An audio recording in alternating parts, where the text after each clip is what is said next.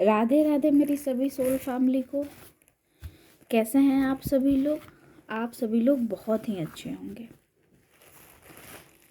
आज की वीडियो बहुत स्पेशल होने वाली है। आपके पार्टनर के ट्रू इमोशन आज हम चेक करेंगे। उसके साथ साथ में यह जनरल रीडिंग है। इस बात पे विशेष ध्यान दें आप सभी लोग कि यह एक जनरल रीडिंग है, यह सबके लिए है, ठीक है ना। एक कलेक्टिव रीडिंग है, टाइमलेस रीडिंग है। समय के साथ साथ यह वीडियो आपको रिसीव हो जाएगा। दोस्तों चलिए आइए हम शुरू करते हैं। हमने इस दोनों कार्ड को सफल कर चुके हैं। यह हिडन फीलिंग किसकी कार्ड है, ये भी हमारे लिए बहुत इम्पोर्टेंट कार्ड है। चलिए आइए हम शुरू करते हैं। सबसे फर्स्ट कार्ड की हम रीडिंग शुरुआत करते हैं यहाँ से।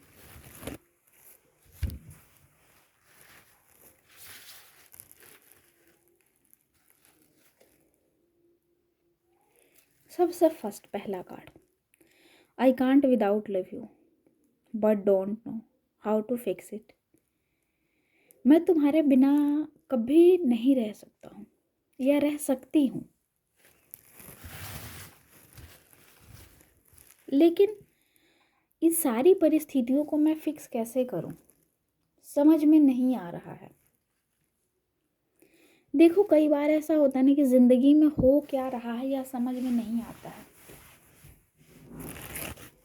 बट रिजल्ट हमें समझ में आ जाता है। तो आपके पार्टनर को इतना तो समझ में आ चुका है कि जो भी चीज़ें हो रही हैं और जिस तरीके से आपका बिहेवियर है,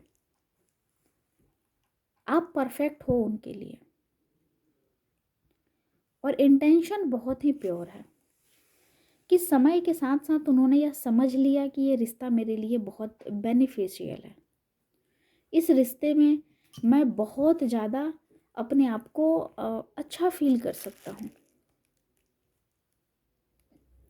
दूसरी चीज़ की उन्हें लगता है ना कि इस भागदौड़ भरी ज़िंदगी में आप उनके लिए एक टैबलेट के काम करते हो जो रिलैक्स देता है।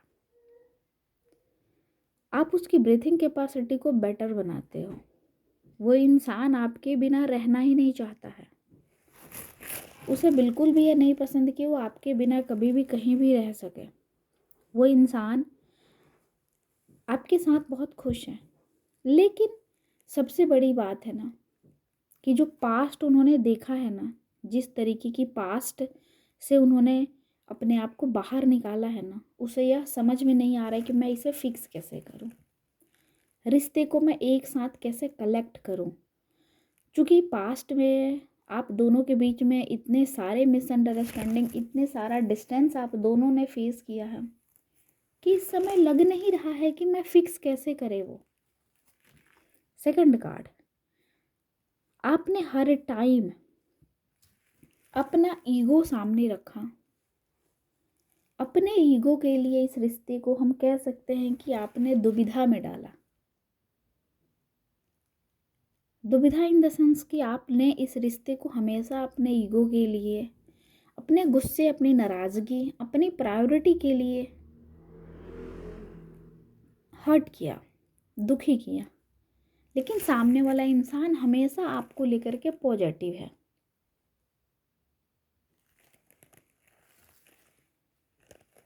इस तरीके की थॉट्स के बाद में आपके पार्टनर को लग रहा है कि प्यार और भरोसा एक रिश्ते में पैरेलल काम करते हैं। जो हम दोनों ने खो चुके हैं इस रिश्ते को, तो जिस रिश्ते में इतना कुछ खराब हो जाए, इतना कुछ टूट जाए, थोड़ा सा मुश्किल होता है उस रिश्ते को फिक्स करना, उस रिश्ते में सब कुछ सही करना। ट्रस्ट मी, आपका ये रिश्ता बहुत बेटर है और बहुत अच्छा है। बस चीज़ों को सही करने की ज़रूरत है। चलिए आइए हम इस कार्ड से देख लेते हैं इस कार्ड में भी क्या कुछ आ रहा है आपके पार्टनर के थॉट्स प्रोसेस।